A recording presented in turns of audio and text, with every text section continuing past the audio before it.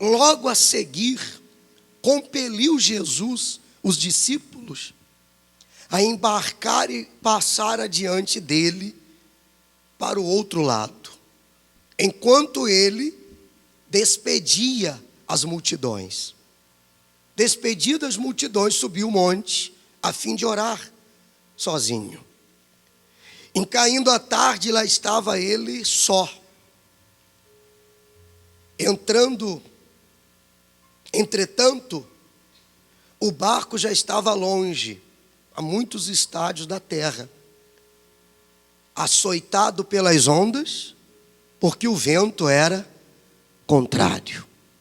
Qual era a situação dos discípulos neste momento? Longe do Senhor Jesus, enfrentando uma tempestade. Como a Bíblia fala, o vento era contrário. As adversidades estavam surgindo. Não é diferente, pessoal, na vida de cada um de nós.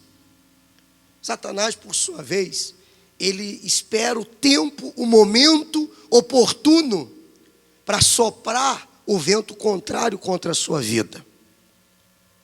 Sabendo ele que o Senhor Jesus não estava com eles, ele poderia vencê-los com uma tempestade, com um vento contrário. O desejo das trevas, guarda isso no seu coração. O desejo das trevas é que em todo momento de dificuldade que você passa, se você não desistir, pelo menos você pense em desistir. Porque ainda que você não desista hoje, se você alimentar o pensamento de desistir, pode ser que você desista amanhã. O desejo dele, se você não desistir amanhã, é que você continue alimentando o pensamento de desistir. E vá se distanciando da presença de Deus. Ele quer soprar esse vento contrário, chamado medo, dúvida, pecado, inseguranças, injustiças e tudo que não presta, para ir te afastando da presença de Deus. Porque quanto mais longe da luz, mais perto das trevas. E quando o vento soprava, ao contrário, quando a maré, a tempestade aumentava, diz a Bíblia, versículo 25, na quarta vigília da noite, foi Jesus ter com eles, andando sobre as águas. Ficaram aterrados, exclamaram: é um fantasma.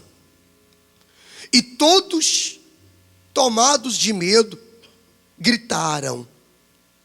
Mas Jesus imediatamente lhes disse, versículo 27, mas Jesus imediatamente lhes disse: tem de bom ânimo, sou eu, não temais. Respondendo-lhe Pedro, preste bastante atenção nisso aqui agora. Se és tu, Senhor, manda-me ir ter contigo por sobre as águas. E ele disse o quê? Vem. Olha o que Pedro fez, o que Pedro falou. Você vê que nesse momento Pedro lançou um desafio, né? Jesus estava dizendo que era ele, mas Pedro queria a confirmação que realmente era Jesus que estava ali. E lançou um desafio. Se é o Senhor que está aí, então manda eu ir ter contigo andando também sobre as águas. Pedro sabia que o Senhor Jesus, que a presença de Deus proporciona na vida da pessoa o sobrenatural. E quando a presença de Deus está comigo, meu amigo, minha amiga, o sobrenatural passa a acontecer. Versículo 29, Jesus disse, o que Jesus disse? Fala bem forte aí, pessoal. O que ele disse? Vem. E Pedro, olha aí, descendo do barco, andou sobre as águas e foi ter com Jesus. Ou seja, aconteceu, mas ele teve que descer.